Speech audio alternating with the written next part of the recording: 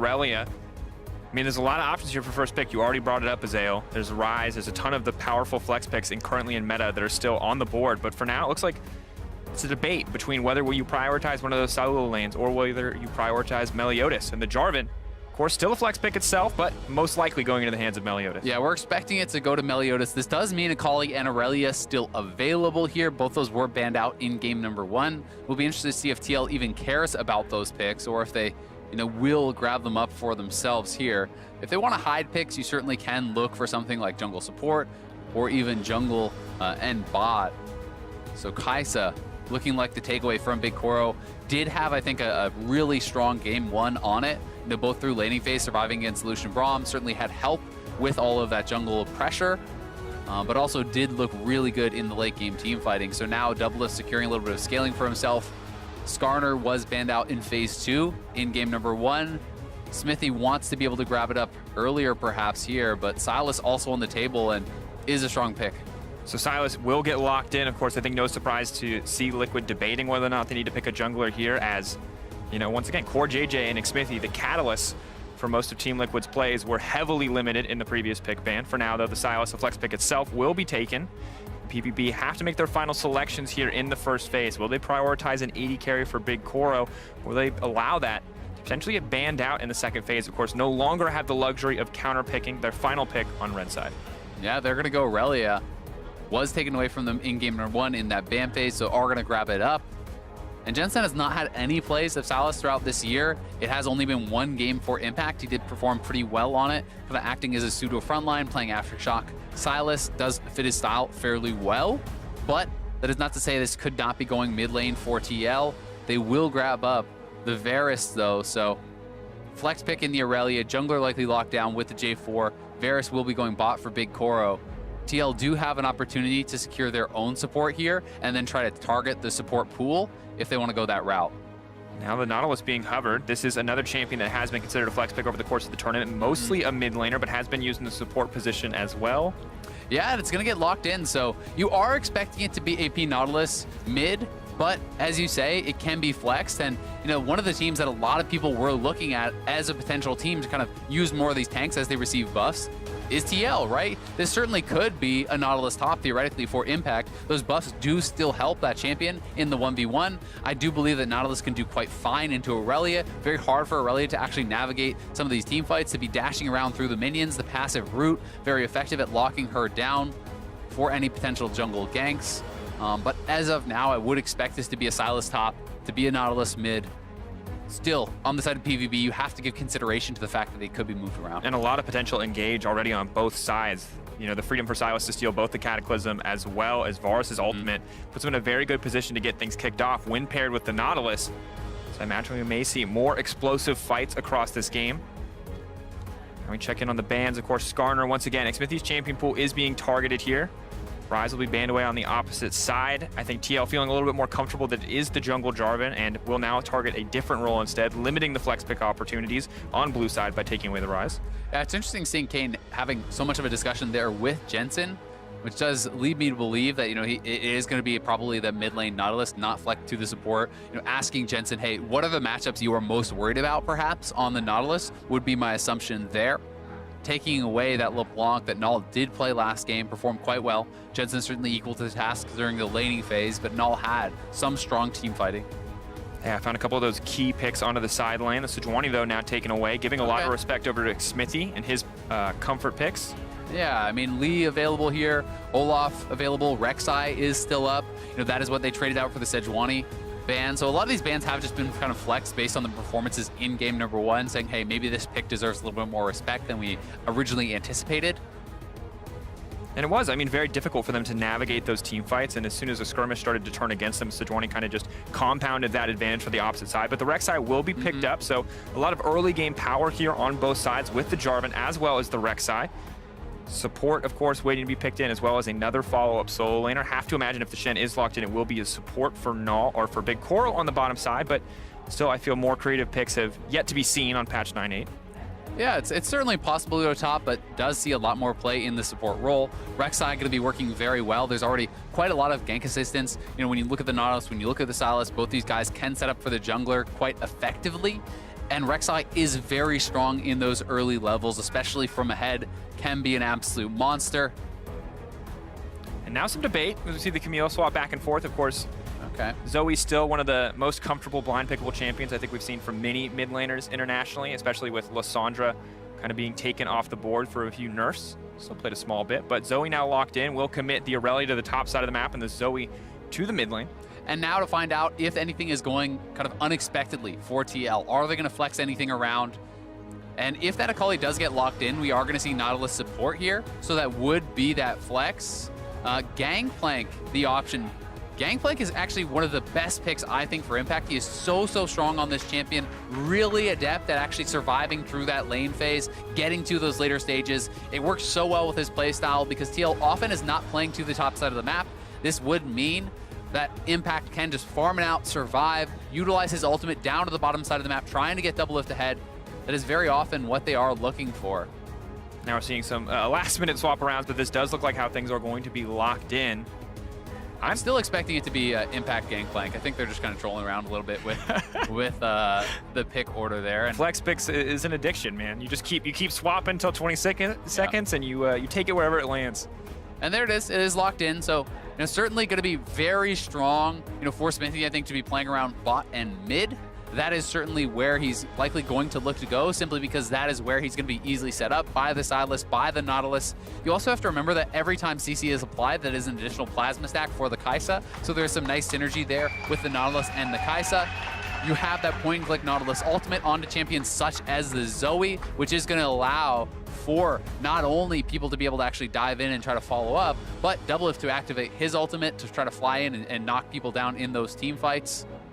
But I think a lot of this will be about, can Zeros actually get ahead of Impact? I think if you cannot punish the Gangplank, if Impact is in his comfort zone, farming it out, playing carefully, not really being punished, he's going to be using those ultimates on other lanes over and over and over for those kind of 3-4-man plays that we are expecting TL to make on the bottom and middle side of the map. And with 2 early game junglers as well, it feels like the gauntlet has been thrown down as we enter game 2. Phong Vu Buffalo on the blue side, Team Liquid 1 game up on the red. We can turn our attention to the top lane and to the fans in the crowd, Liquid fans. Once again, showing up in force. A lot of concerns from the players that they might be playing in a library. Of course, Phong Vu Buffalo, no doubt, the hometown favorites. And I mean, I just want to see Aurelia versus GP. Impact, I think, kind of legendary for neutralizing a lot of these aggressive matchups, and can he do the same up against Zeros? I think a lot of his best historic performances have actually been on the GP in North America, where he is able to absorb a ton of pressure. PVB, looking like they may get caught out, but Taunt going to be leveled, so quick thinking there from Palette. That is why you hold on to your skill points. Likely would have started Taunt anyway on the support Shen, but it is something that we did see players kind of fail at a few times throughout play-in, where they are actually spending an early skill point, then not being able to actually level up the correct skill to escape any potential invades. But PVB, not going for anything crazy, right? They certainly don't feel that they have to go for any wild invades or level 1 plans.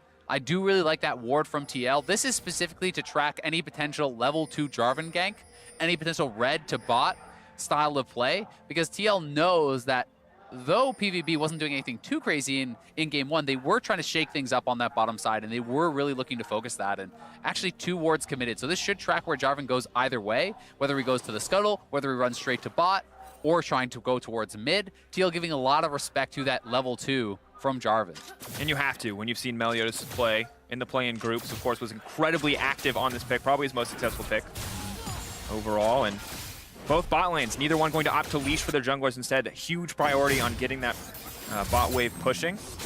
Impact and Zeros trading back and forth. I love the level up on the heal early from Impact, just to make sure that he doesn't get caught out here. Yeah, I think it is pretty smart. If Aurelia is going to start stun, you can just start oranges and kind of walk at him. He's looking to just proc the grasp as well as that trial by far. The passive, being able to put that on, but Meliodas is up here. Now trying to make his way in. Going to flash to try to extend, but going to fail on the EQ extend, and we'll have to walk away empty-handed. So flash for flash trade in the end. Zero's still holding on to his. Yeah. Meliodas not quite able to really get anything done there. Trading flash for flash, not too bad, but certainly not what he was looking for. And Zeros, we'll see if he's going to be able to actually run this lane. He certainly wants to be playing aggressively, but it can be difficult if you don't actually have the ability to all-in the GP. He's just going to continuously be proccing the grass, getting that with the melees, and then queuing you on cooldown over and over and over, whittling you down. I mean, between the inspiration tree, between the healing on his W, as well as the grasp, it feels pretty impossible to all-in in a 1v1 short of a lot of mistrades from Impact. But I like that Impact is taking a step back, just giving Aurelia the respect here. Well, and he has to. He has no flash, and he has no vision in the river, right? He doesn't know where Meliodas is. Meliodas could be sitting there waiting to actually take him out once again. Smithy down here around mid lane. If they go in, Meliodas likely in position. He's not moving, so he hasn't actually been spotted by the Rek'Sai passive. They've been getting hit. Meliodas is right there. The exhaust immediately comes in onto Smithy, moving in. Meliodas going to find the flag and drag, trying to extend the play. The Ignite has already gone down onto Smithy. Jensen taking a lot of damage here. Paddlestar coming out. Jensen will they get taken down here? Not going to find it. Now pulling back. Such a close exchange in the end. The action can continue though. Taunt lands on the bottom side. Now going to pull back. The plasma stacks starting to go on to Pal, but not going to get the proc here. Just a bit of aggressive trading. That was honestly fantastic from PVB. Meliodas, right place, right time, is there for the counter gank, and this is what that matchup can look like. Zeros continuing to go forward, wants one more auto, but the grass comes up just in time! He leveled up! Barely healing, my God! A game of inches on the top side. I think he would have actually died there had he not leveled up. It looked like the range minions may have been able to finish him off, but just barely surviving, and that is 24 CS to 6. Impact put very far down. Off that early flash being forced, he had to give up so much of the experience. Yes, he will be able to pick up a lot of the gold here, but he had to expend his teleport without much of a buy, so that really is quite a cost, and now Jensen getting caught by the sleep. Sleepy Jensen. Auto's coming through. No, he's not going to chase anymore. Throws the Battlestar forward, but won't get anything else. Jensen kind of looking death in the eye there, but we'll walk away as we look back on this play. Yeah, here this is one more time. Zeros looking for impact, and in those extended trades, you can just kind of run him down. It's very hard for GP to actually compete with the damage in an extended trade, just barely not taking him down. Both of them living with almost no health. That was 10 HP, 2 HP with a ranged attack in the air when he leveled up. Zeros barely surviving, but likewise, Impact lucky to get away with his life there. He had almost no health. Taunt now coming in though. Poor JJ all alone on the bottom side. No follow-up CC, and the Aftershock is there as well. So we'll just be forced back. We'll force maybe the option not to back here from Core JJ, or we'll desync the bot lane timers, but Meliodas has returned to the top side of the map. Looking for a bit more action here. No flash for either of them. Now stepping forward, Zeros trying to find the stun. Is not going to connect. Meliodas forced to back off. Good movement from Impact to get away. Yeah, Meliodas does show there, and Smithy is up on this top side of the map, so he will be able to try to protect him. And this is a very vulnerable spot for Impact because the wave is building and pushing to his opponent. So you're exposing yourself to any potential ganks and to any potential all-ins from the Aurelia, who has now hit 6. No, not quite. Is kind of closing in on that. Impact, though, getting the push out here means he can back up Smithy. Will be the secured crab, so all of TL willing to, in the solo lanes at least, willing to expend some of their own resources, willing to expend some of their own pressure to make sure their jungler can get a lead. Zeros now has to be incredibly careful here. Has burned the flawless duet, may offer an opportunity. I think Smithy just there for the counter gank and making sure that Impact can push out here. Yeah, exactly. He just needs to get it into the turret. As soon as it's in the turret, the wave will stack and push back to you, so you're not then getting permanently denied on that farm. That was the critical part.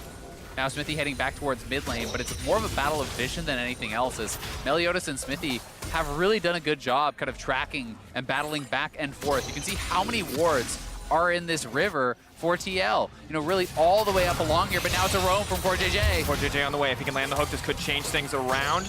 Good bit of damage being laid down from Null. Uses that stolen ignite just to throw down a bit more harass. Smithy not level 6 yet. Still throwing down, still threatening, however, if they want to go in. Jensen, of course, no really viable ultimate for him to steal here in the mid lane. Will make things a bit harder.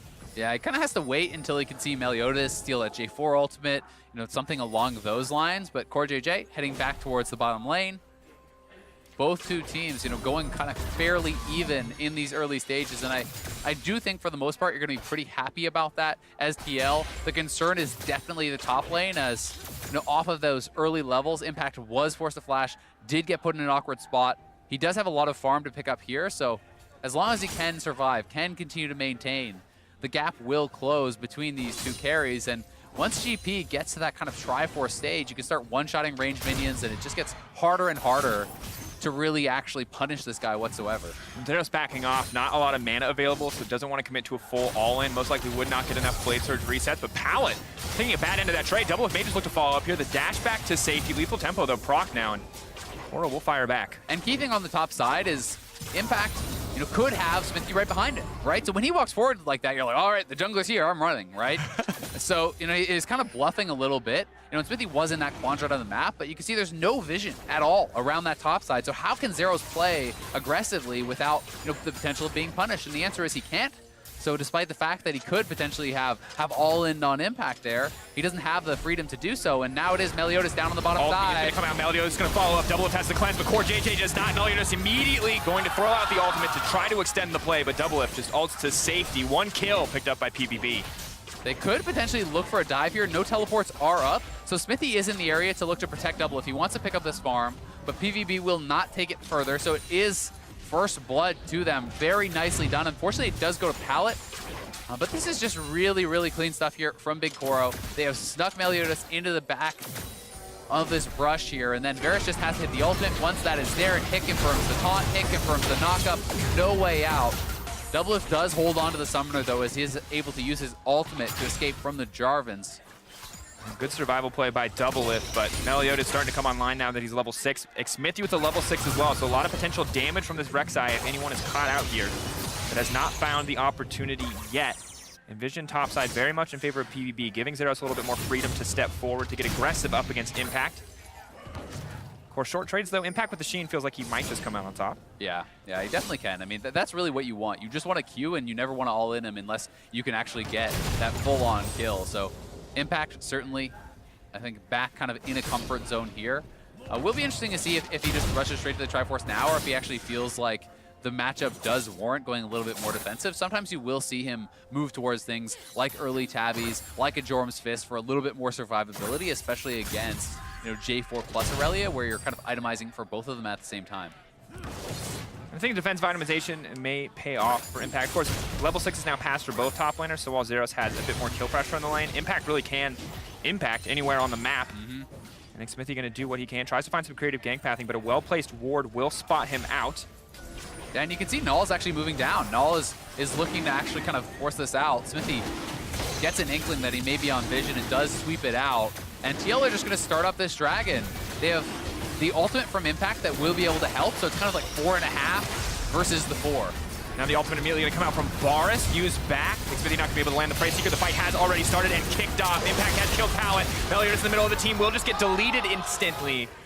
Good fight from the side of TL, knowing they had the advantage there with the GP ult. Yep, they use that GP ultimate. This is textbook TL stuff. They want to force a 4v4, knowing they're going to have the advantage there. Not only do they go 2 for 1, they get both summoners off of Big Koro, so that is actually a huge win for TL. Oh, Null now in trouble. Jensen using the ultimate there, but Null now turning the play. The Shen ult coming out. Jensen needs to get out of here. The flash forward. Pallet going to try to find the taunt. Oh! But not going to connect it, but still the kill going down in favor of Null. Yeah, Pallet a little bit sloppy there, trying to hit with the taunt flash. Either way, they do clean up that kill. That was critical because it was a huge investment. Not only was it to stand united, it was both summoners from Null and the flash from Pallet, so they needed to get that kill. They do it, and they will be able to get a little bit of damage down here. But here's the play one more time. They see Big Koro and Pallet stepping forward. They're separated from the squad, so GP ultimate goes down. Nautilus ultimate goes down. See the unburrow on the taunt there from Cindy. Meliodas moving forward, but he is burst down way too quick, and Big Koro, without the summoners, can't really realistically re-enter the fight. Then one more time, Jensen sees the sleep coming out, is able to dodge it and says, hey, I can all in this, and perhaps he could have continued, but Shen ultimate is up. Pallet has respawned, and he comes. Pallet, you could have just actually finished that taunt. The taunt was going to hit, but he tries to go for taunt. And the action will not continue as Aurelia TP's in. The flash forward on the ulti, trying to find the reset onto Core JJ. That's going to be 1-2. The Blade Surge is coming out now. Jensen on the retreat, and there's the top lane impact the PVB were waiting for, but only a single kill. Yeah, getting down the support, still going to feel pretty nice, and they do make Impact match with his own teleport. They're going to try to turn this into a dragon here, and that would kind of be the larger prize. Having the extra sustain, both for the Varus and the Zoe especially, to have that additional poke, I think can be quite nice. And if Aurelia wants to sit side lane, being able to have non-stop mana for those Blade Surgers can help out quite a lot. And now a 1.5k gold lead for PVB. TL, once again, falling behind in some of the early stages of this game. And All just continuing to get scarier and scarier. Still does not have the Ludens completed. Doubleth, though, feeling comfortable on the bot side of the map, has 9 CS to his name, and is just not apparently scared of the individual 2v2 whatsoever. Yeah, I mean, he had already faced and completed his item. He's on Stormrazor, so he knows they don't want to fight. But here it is, CoreJJ looking to get some vision, base checks Meliodas, and that means TPs can come in. You can see the TP coming out first from Zeros, then from Impact to Match. Smithy and Impact realizing they're not really going to be able to do much about this fight, so CoreJJ does go down. They do bail out. If it was just the support going down, I think TL is honestly totally fine with that kind of trade of summoners for their support's life, but it is the follow-up Dragon as well, which does kind of make it a bit sweeter for PVB. Yeah, definitely, especially when Irelia has been running completely out of mana, just trying to sustain a push on the top side of the map will make things a lot more threatening for Impact. He does now return to the top side. Of course, a 40 CS difference on the top side of the map. GP, of course, still going to guarantee a lot of late-game impact. I really hate these. I keep walking into that one. But now, action will continue. Xmithy going to be locked up in the Cataclysm. Null is here as well. The jungler will get taken out. Another pick onto Xmithy in the jungle. Yeah, really well done. They're actually taking away the red buff. They're killing him off, stealing away those Krugs now too, and they will back off. They could have potentially looked for a dive. They're actually going to try it now, 4v1. Shenalt, Pallet now stepping forward to tank. Impact going to throw down his ultimate. A beautiful flash to make it out to safety, but there's just too many members on the top side. TP coming in as well. Saros within an inch of his life. Jensen wants to keep the fight going, has the Jarvan ultimate. Meliodas now trying to tank, trying to body block. Doublelift is on the way out as well. Saros now getting taken down. A beautiful turn by TL. Impact is still alive. CoreJJ here to extend the fight. The Sleepy Trouble level not going to matter because Doublelift is now free, hitting onto Null. The shutdown going through for Jensen, and Impact fearlessly stepping forward. He wants another shot at Meliodas. Impact with the monstrous outplay there, 1v3. Null didn't think he was even needed. He's heading back to the mid lane, and they're committing everything from Impact. Massive play there from the TL top laner to survive in a 1v3 to get them very low. And it allows TL to fight back, get 2 more kills. They're going to take a tower and a rift, plus the kills off this. And now they're in a very, very comfortable position. And in the blink of an eye, the gold is evened up. TL now, even with a small 300 gold advantage for themselves. They were set to take the Rift Herald, but aren't comfortable enough to do it, knowing that they've burned so many of those cooldowns. Bamboo Buffalo in response, but let's take a look at this. This was beautiful. Yeah, I mean, I thought this was going to be a 4v1, but you can actually see them mismanaging this dive a bit. A beautiful barrel, then flashes over the taunt from Pallet, avoids the flag and drag, kiting back again through that ultimate, landing the damage down on the Zeros. This is just perfectly played here by Impact. You cannot ask for more than that. Doublelift, Jensen roaming up to respond. In comes CoreJJ, and it's allowing them to get another kill here and finish up with that tower. That is a game-changing play there from Impact. Really showing up in this first one. Definitely has, and a game of inches, most certainly. One more skill connected, it may have been a different story, but Impact managed to flash it all. And of course, last game, a lot of turret plates went down, a lot of trading. Top lane for bot lane towers. This game, it's been a different story, only 3 plates total, so neither team can generate too much of a gold advantage from that. Yeah, and despite the CS lead for Zeros, Impact's now up in gold. GP prints money with that passive, and he also has some turret gold as well. He has now hit his Triforce. This means you cannot really pressure him solo under the turret ever again. He's going to be able to just one-shot the range minions, clear out those waves so easily. Play though on the top side, ultimate expended from Big Koro. Arrow gonna come out as well, but not a lot of damage there, not a lot of effect. I think they thought they could get more out of that. That's going to be a lot, though. The Cataclysm coming out. Doublelift immediately going to use the ultimate to make it to safety. Still, of course, has the flash available. CoreJJ in trouble. Stopwatch buys a bit more time. PVB have the Herald as well. Could look to take down the top side, but you got 2 members roaming up from the side of Team Liquid. If they keep trying to go for this play, Meliodas is walking into enemy territory. And remember, there's no tower, so they can commit to this. Ultimate coming out from Rek'Sai. Smithy right in the middle of everyone, but Meliodas immediately going to flash. The GPL coming in. Jensen on the backside, going to continue forward. Jen trying to use Meliodas as an escape route. Will not be able to make it out. The knockup coming in just in time. Absolute destruction. Team Liquid cutting through PVB. Yeah, they committed so much to taking down CoreJJ, and they were able to do it. But again, Impact ulting from the side lane, contributing from down in that bottom lane.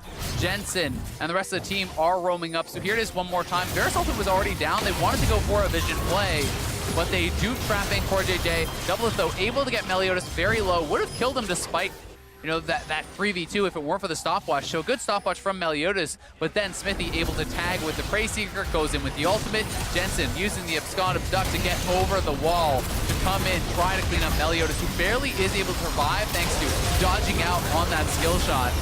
but it is the stolen Varus ultimate there, locking down Big Koro and getting them another kill. And just a fantastic turn from TL. Once again, start of the day, Coach Kane said, hey, we are willing to play more aggressive. We want to try more aggressive. They weren't able to pull it off in game one. It was a slower game when they got control, but this game, they are matching pace with Phong Buffalo. We thought these situations that were chaotic, that were constant, where the pace would just continue to ramp up and up, may not favor Team Liquid, but they are going toe-to-toe, and they're looking good doing it. Yeah, they certainly are, and they're kind of back in their wheelhouse now where they can just be 1-4, always have impact in the side lane, always have him drawing pressure. If you send members up to him, great, he's just going to try to survive. But it is 3 members from PVB looking to get up here. Impact sniffing this one out, though, will back off as the Rift Herald is getting dropped. You can spot that on the minimap. So they will be losing their top turret. We'll see if they want to try to make a stand for Tier 2. They have traded back 1 turret, but the base from Corey today tells me they're going to try to make a concerted effort to keep up their 2nd tower. The Demolish proc now combined with the Herald charge as well. Impact pretty easily clear this wave, of course, with the barrels, but does not have its ultimate available. We'll try to hit some of the creeps. Still, the Rift Herald charge will go off, taking about 40% of that tower's health. Meliodas taking the red buff as well, so small advantages extending here for PVB, but have to be careful they don't get caught out in the fight. Teleport wards behind them if they want to use it, but it's a TP coming in for Phong Buffalo. 3 members caught in the pinch. Where's the ulti going to go? Meliodas waiting. Zeros in the midst of the team, but only going to connect on the support. Has to reset, but out comes the Rek'Sai. Pallet dashing over to safety with an inch of his life. Double is trying to get in the fight, but doesn't have the opportunity. PVB so far winning out. Eyes on Double, where he's going to go immediately into the backside, but cannot enter any further. Big Koro and Null are untouched. Impact grabs the double, but PVB continue to pressure forward. Yeah, 3 for 2 there for PVB. Really nice plays. Double wasn't really with the team. He wasn't able to actually be involved in that fight from the get-go. So despite the fact that Impact had a good ultimate, that he was able to get in there, PVB make the proactive play. They're more together as a team on it. And as a result, come out 1 kill ahead. And had Double not been able to clean up 1 additional one, that could have been pretty disastrous for them. But here it is one more time. TL, 4 men on the top side, moving over. Pallet says, hey, we can actually turn on this. The TP's immediately coming through from Zeros, and you can see Double on the minimap. He was out in mid lane clearing the wave, so it's Zoe much faster to arrive. Just now is Double getting here, as 2 of his teammates have already gone down. He does ult in to try to clean one up, tags Zeros with that W. Really nice shot from him there to get one back, but PVB, another proactive play. Does cost them their teleport, but they do go +1. Impact now with TP advantage, as well as the beneficiary of 2 of those kills. So in terms of the individual top lane 1v1, things continue to get harder and harder for Zeros, but the rest of PVB do now have priority in the mid lane and will be able to grab the first mid lane tower of the game. The Demolish Clock hits. Smithy and Core JJ there to pick up the resources, make sure the Double can grab them as well, but nothing else is going to come from play. Yeah, nicely done though. PVB staying proactive. They always seem to know what the next step is, which is something that is really impressing me about them in this series. TL certainly still very comfortable in this position. They have Impact in a great spot where he has been, as you say, the beneficiary of some of these kills. He's still ahead of the Aurelia just barely and working towards liking what is that Sterix, but they're going for an all-in. Been coming out, but the TP already coming in on the opposite side. Pallet is here as well. They desperately want to kill Impact before he gets there. Now the stolen Shen ulti keeping Impact alive. They're continuing to extend the play. Impact will get taken down, and now Jensen is caught in the middle of the team. If he can't use the Kingmaker, he may just go down in the exchange. A lot of initial damage. Jensen manages to turn the play. Pallet now in trouble. The turn from Jensen, the double dropping. Huge play coming out of Jensen there. The TP coming through. The Shen ult to buy time. Had Impact had his ultimate up a little bit earlier, that could have been a slaughter. But PVB do get it turned around on them. They do kill off Impact, thankfully for them. But they do lose 2. They will lose the mid lane turret off the play. And Jensen is getting so big on this Sylas. Oh, Big Koro now in trouble. The immediate flash follow, the ulti follow for Double Lip, picking up an easy kill in the mid lane. Well played by Xmithy. Meliodas gonna try to turn it back. Null on the way in, but the bubble does not go through the wall. It's gonna turn the shutdown. Coming in, PVB have overstepped. Misexecution as Null does not connect the bubble. Yeah, I don't really think Meliodas had any chance of really making that work, to be honest with you. Yes, there was a Zoe in his back pocket, but that was a 3v2. Double still had summoners. He was still basically full on health. There was no one that they could just instantly pick off. Now your jungler is down. TL are going to start up the Baron, and this could again be the straw that breaks the camel's back.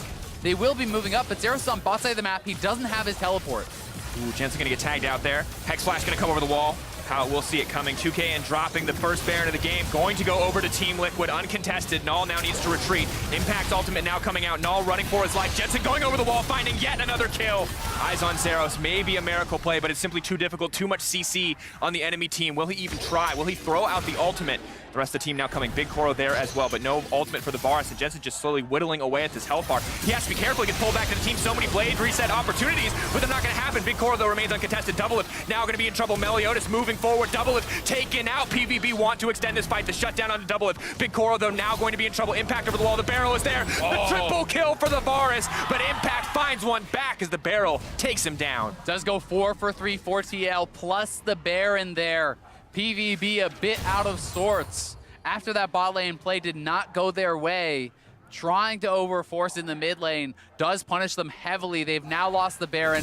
It is on Impact, which is very critical. It stays up on Smithy as well, so they're going to have one Baron with the main squad, one Baron in that side lane also. And TL getting chased down here, they make the call to turn, immediately bursting down Zeros. But Big Koro is untouched critically here and still very, very healthy. So Big Koro flashing forward, knocking down Doublelift. This means TL has to retreat.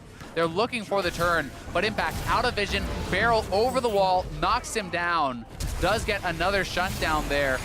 And in the meantime, TL did grab a dragon, so extending that advantage, and it's gonna take big plays, it feels like, from PVB to really get back into this one.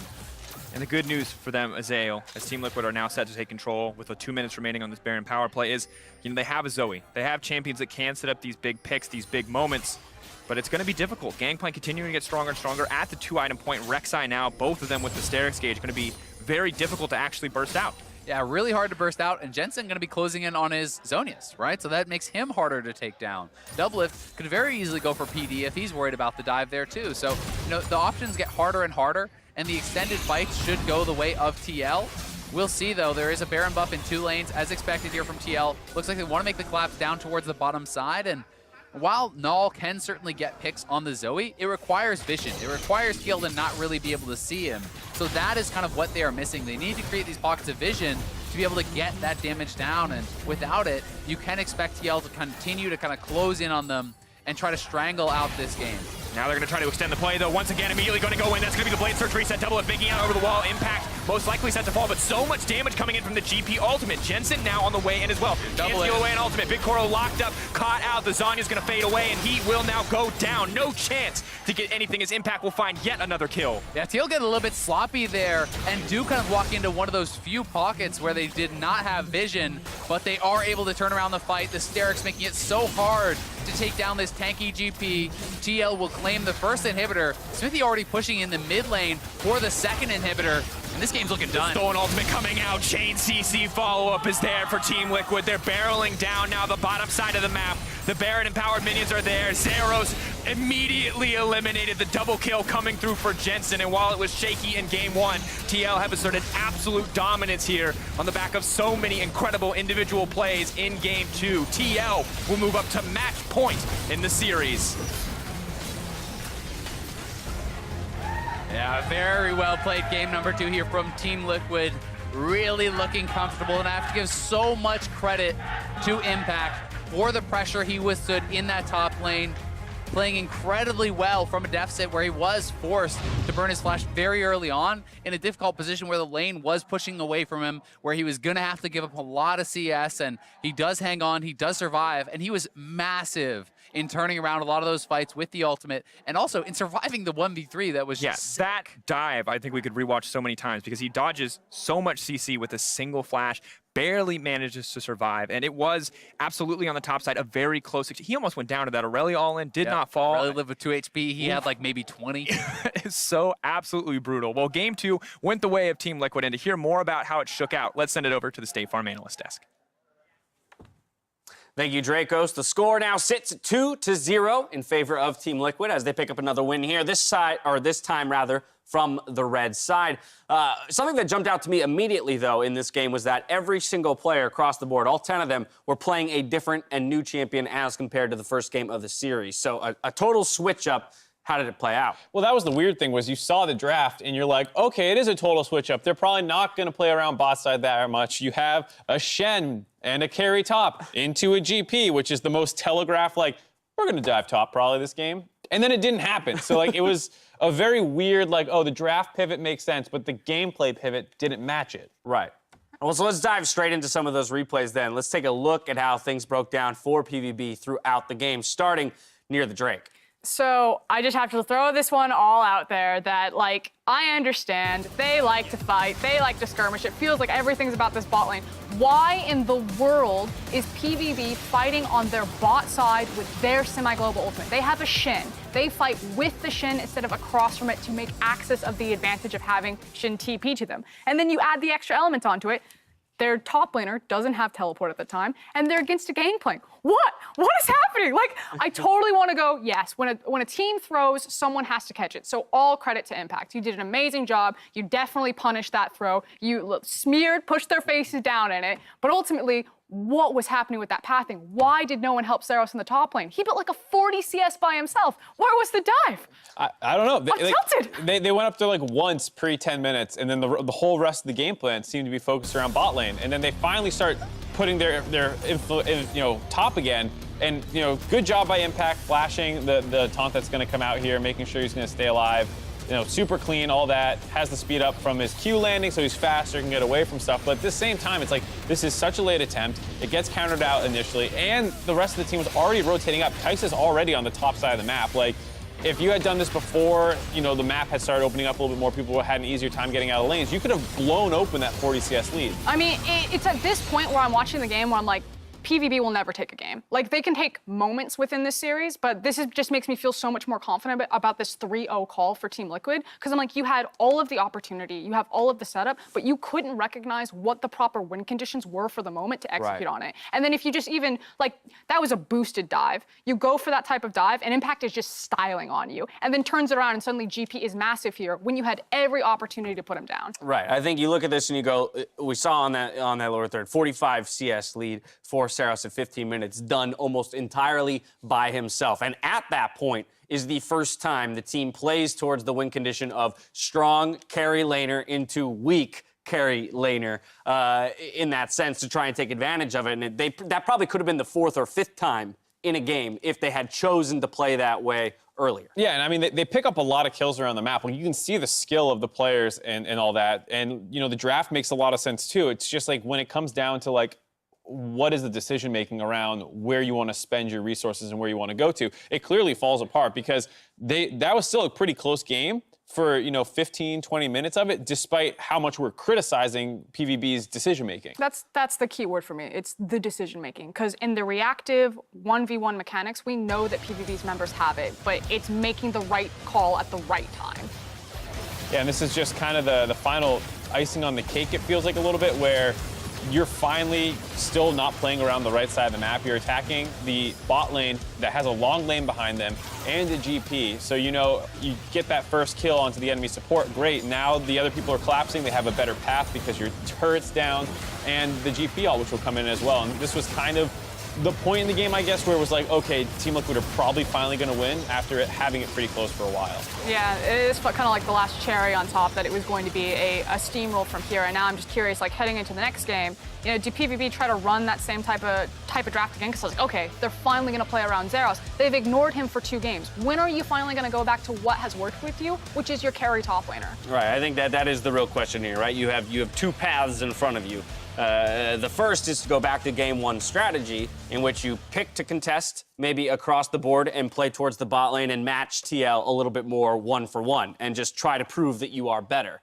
Your other option is to play what you played here in game 2, but actually make decisions that align with the arsenal of weapons that you've armed yourself with. And I don't want to spoil this. Did Team Liquid choose blue side? Blue side. Okay, so I mean it's going to be a different draft, but now you have the red side last pick advantage, so you can potentially find something top lane to try and exploit to repeat that style. But there's no way there's not a guarantee he's going to play GP again, so he can play something more stable and be like, okay, well, you can't beat us by going bot. You didn't go top enough here. Like, I don't know what you want to do. Unfortunately, I feel like, at least in this series and on this day, that if PVB start to run away with the game, it's because Team Liquid made the wrong call and pushed into them instead of just backing up. Because I feel like throughout this entire series, it's TL that are saying, let's fight this, let's not fight this. And their decision-making is what's lowering the variance on kind of the volatility of these matches. And I mean, the story for Team Liquid for this whole split for them has always been like, well, we don't make the big mistake. Right. You know, they almost never make the big mistake. And so these games get a little scrappy. We've seen this time and time again. And then